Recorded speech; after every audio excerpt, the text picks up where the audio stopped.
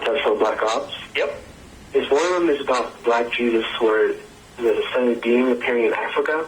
Yep. I just want to know if you know any more information you would share with us, because I thought that was very captivating to me, and I just wanted more information on it. Yeah, the Black Jesus story. The Black Jesus story was probably one of the most shocking things I ever heard. It came from my insider, Jacob, I call him that in the book, who actually was working for the Rothschilds and still does, and also is a whistleblower who doesn't really do what they want but continues to work for them because he feels like there's some very serious extraterrestrial threats to Earth and that what they're doing is very necessary to protect us. So the story goes that in the 1960s, there was a black man in Africa who came in with abilities complementary to those of Jesus. And he was performing miracles. He was starting to get people to listen to what he had to say. And the cabal tried to kill him.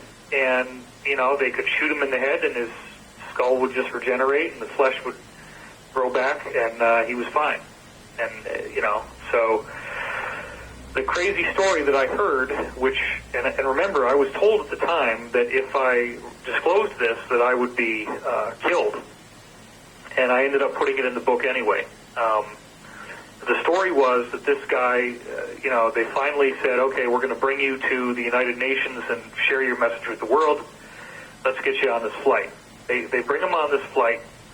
And instead of bringing him to the United Nations, they shot him repeatedly and then actually had some kind of meat grinder device and basically like a bandsaw, I guess, and sawed up his body into a whole bunch of pieces, put him in these very like radioactive shielded containers, and then had all these fighter jets dock with the plane and fly his body parts to all corners of the world, where then these containers turned him into ash. And they thought that maybe this would defeat him, like that his body somehow, the tissue was necessary. So if they destroyed all the tissue in all these places across the world, maybe they could defeat him.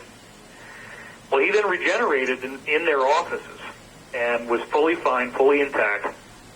But the sad part is that he said, you know, you guys so badly do not want me to be here that I am not going to be able to do any more. You're going to get what you want, but bear in mind that in the future, many others like me will be coming, and when they do, you will not be able to stop us. Wow. Wow.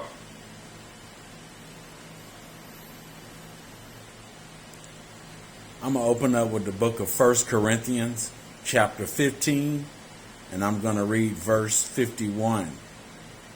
Behold, I show you a mystery. We should not all sleep, but we shall all be changed. 52.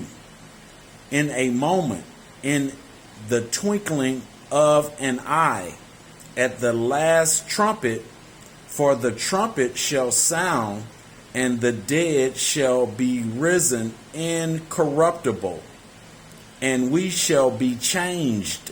53.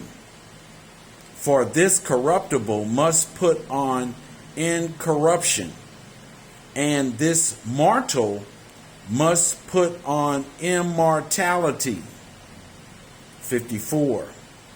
So when this corruptible shall have put on incorruption, and this mortal shall have put on immortality, then shall be brought to pass the saying that is written, death is swallowed up in victory.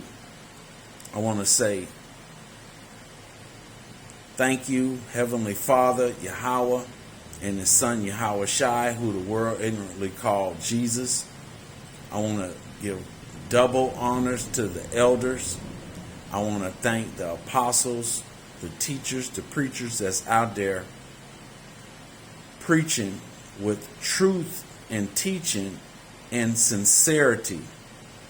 Okay, calling on the name Yahweh by Hashem Yahweh Shai. Okay? So that's all I wanted to share.